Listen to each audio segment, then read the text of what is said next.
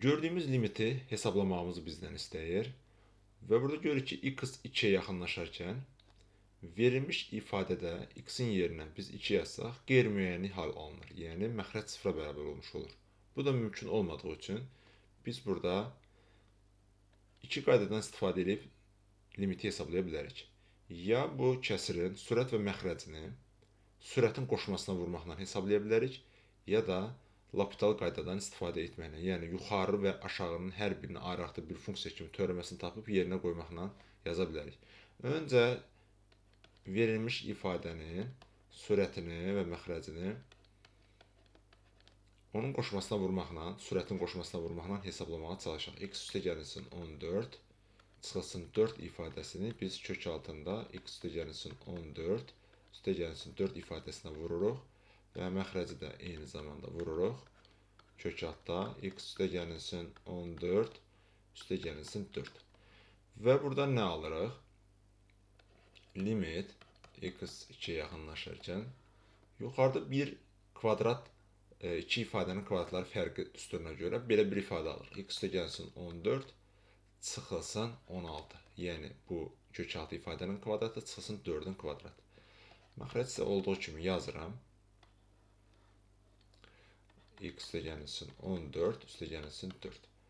Və buradan göründüyü kimi x çıxılsın 2 alınır sürətdə və bu ifadə ilə bu ifadə ixtisar gedir və yazıram limit x 2-yə yaxınlaşarkən yuxarıda sürət də 1 qalır, məxrəcdə isə x üstə gəlinsin 14 üstə gəlinsin 4 alınır. Və biz artıq burada görürük ki, məxrəcdə x-in yerinə 2 qoysaq qeyri-müəyyənlik alınmır, yəni sıfıra bölünmə alınmır. Nə alınır? 1 bölünsün kök altda 16 üstə gəlinsin 4. Və buradan da alınır ki, 1 bölünsün 4 üstə gəlinsin 4. O da bərabər olmuş olur 8-də 1. Bu qayda ilə yazdığımız limiti hesablamamız bəzi hallarda isə L'Hopital qayda ilə tapmamız daha yaxşı olar. Eyni funksiyanı L'Hopital qayda ilə tapmaq istəsək, sürətdəki kök altında x üstə gəlinsin 14 çıxılsın 4 funksiyasının teoreməsini tapmamız lazımdır və burada nə alırıq? Teoremədə 1 bölünsün 2 kök altında x plus 14 alırıq.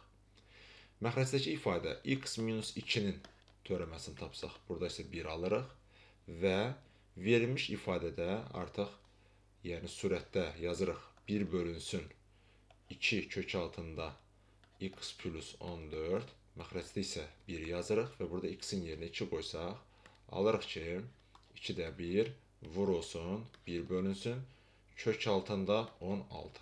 O isə bərabər olmuş olur 2-də 1 vur olsun 4-də 1-ə və bərabər olmuş olur 8-də 1-ə. Göründüyü kimi, hər iki halda eyni nəticəni alırıq. Sadəcə olaraq, ifadənin sadələşdirilməsi mümkün olduqda, asan olduqda, birinci qayda ilə yazmamız daha yaxşıdır. Amma ifadənin sadələşdirilməsi biraz vaxt aparanda və yaxud da çətinlik görsək ki, bizim üçün yaradır, ikinci qayda ilə də eyni cavabı ala bilərik.